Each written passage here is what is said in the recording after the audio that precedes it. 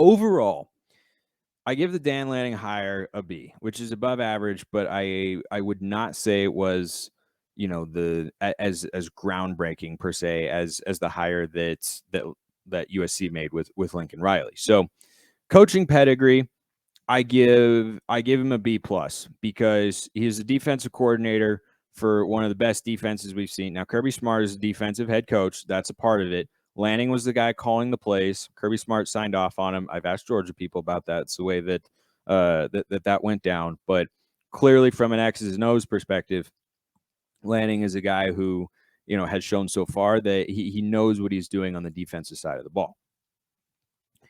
And Oregon is hoping that he's going to be able to bring that same sort of pedigree to the defensive side for a defense that has regressed pretty significantly since Andy Avalos left in 2019. The defense has gone in the wrong direction in a number of ways.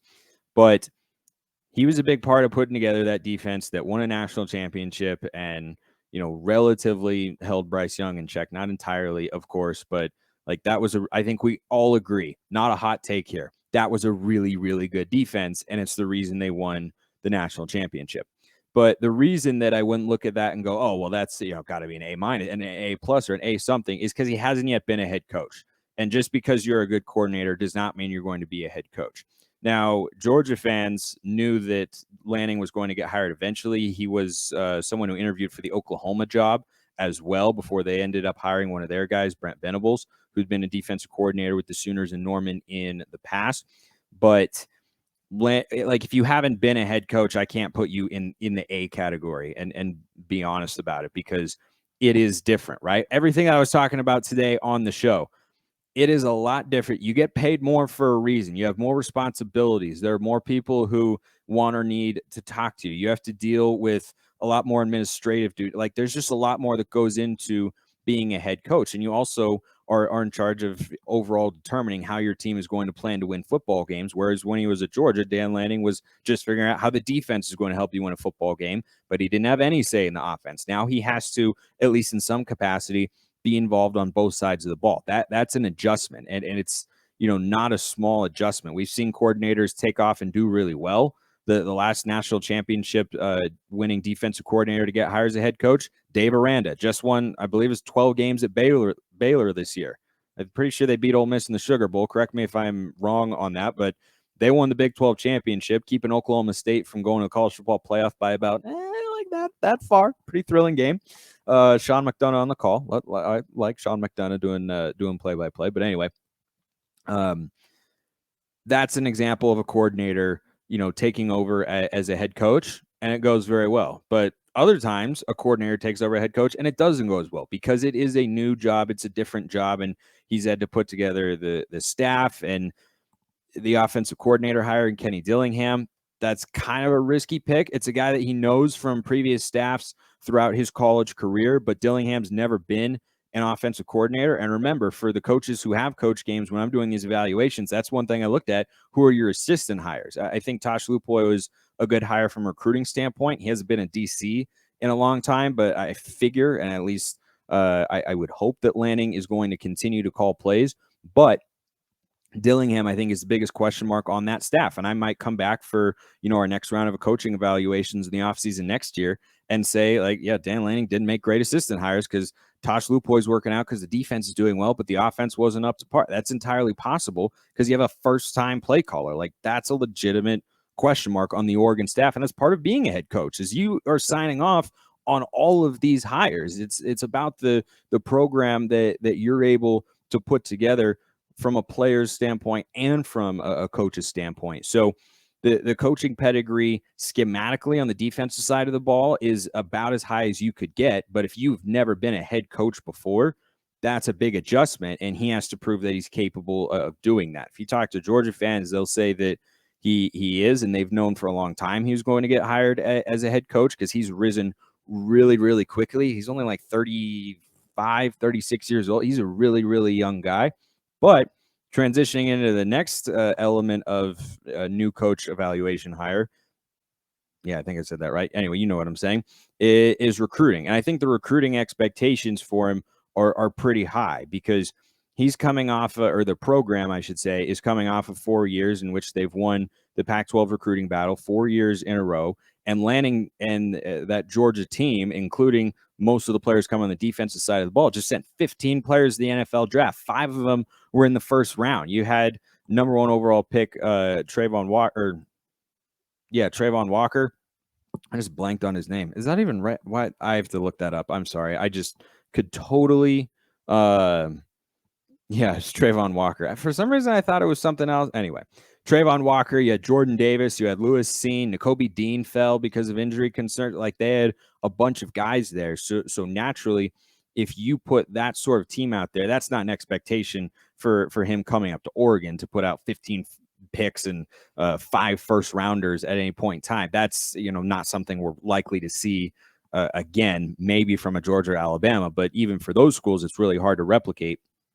And so Oregon is coming off of a really strong run of recruiting success in the Pac-12 and nationally.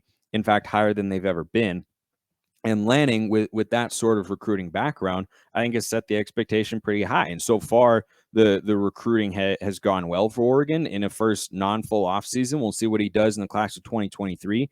They're still waiting on getting a big-time quarterback commit and really to bring in some big-time defensive players, because they've been in on several guys, but they haven't gotten any verbal commitments yet. And a couple of them look to be trending in a different direction. So we'll wait and see how all that plays out. But I think the recruiting expectations are certainly there for Dan Lanning as he goes up to Oregon. State of the program and his biggest challenge, that's less about the new coach himself and more of what he's coming into. I'd put that again at B+. Oregon got off to a 10-2 start. They're the reigning Pac-12 North champions, which, doesn't fully matter anymore. But they were a 10-win team last year. A lot of the players are back. Not all of them. There are some losses in the secondary, on the defensive line, of course, with Kayvon Thibodeau. And they're going to have to incorporate some new skill position players, but there's some talent there, and we'll see how well they're able to mesh with Bo Nix as the quarterback. But the offensive skill talent is there. It's young and unproven, but it is certainly there. Part of those recruiting classes that Mario Cristobal's had for the last 4 years, that they've been very successful in that sense. So there's plenty of talent on the roster. And, I think the biggest challenge, frankly, is that it's not a rebuild for him. And he's a first-time head coach who has to win now. Lincoln Riley needs to win now because USC expects this to be a quick turnaround, and Lincoln Riley's won a bunch of games. And, that's just the standard that they've set for him in terms of their expectations for him as their head coach. But Dan Lanning hasn't been a head coach before, but if he comes in and goes 8-4, that'd be a pretty disappointing season given the talent on Oregon's roster. Their offensive line should be one of the best units in the Pac-12 again. Their defensive line is not going to be quite as good, but if you're a sharp defensive mind, the way Dan Lanning has been for the last couple of years at Georgia, you should be able to come in and elevate the defense from what it was a season ago, where Oregon, I think, was last in the Pac-12 in passing yards allowed. They were, again, absolutely shredded through the air, and they didn't create pressure very well, and they're real expectations there. And he has to do that as a head coach who's, first time being a head coach is going to be against his former team on September 3rd down in Atlanta, which is a pretty rude awakening to the college football world. But there's plenty of potential there. Here's another challenge that he's got.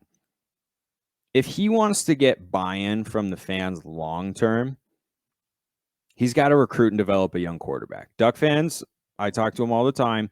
A lot of them are very fed up with the whole transfer quarterback situation, and they want a homegrown quarterback, which I understand and is perhaps a segment for another day. But if he's able to do that, then the fans will be all in even more. And so far, the reception to him has been positive because he's done a lot of good things on the recruiting trail for Oregon, kind of salvaged this class of 2022 the way that not many were really expecting. But the weakest area, I will say, at least right now, it's something that could potentially change depending on how much success he has on the field as Oregon's head coach, is the last area where I'm assessing coaches who have not yet coached in the Pac-12 is how did you raise your team's profile when you were hired? And in that sense, I'd give it a C. I'd just say it's average, even though he was clearly a highly sought after coordinator who had other offers or potential opportunities to be a head coach. Like I said, he interviewed for the Oklahoma job. I'm sure there were other schools and teams that were interested in him. And he's done good things as a defensive coordinator, but we haven't seen him as a head coach yet. But the reason I say it's a C on raising the team's profile, whereas Lincoln Riley, I'm pretty sure I gave an A. Does Oregon feel any bigger with Dan Lanning there than they were a season ago? Right now, I would say no. I mean, yeah, they've had these offseason recruiting victories and whatnot, but that's not necessarily, it's not like the recruiting class is getting to a spot where they haven't been before. It's just better than where it was when Mario Cristobal left the program to go and be the head coach at Miami. So I would say that this is a grade that could definitely go up, but I think that's the lowest area right now, and where he has it's kind of a, he has something to prove in that sense. He has to prove that he is someone who can raise Oregon above where they were the last few years when they were very close to a college football playoff season in 2019, and then whatever 20 I don't talk about 2020, it wasn't a real season, and then 2021 Oregon was 10-2.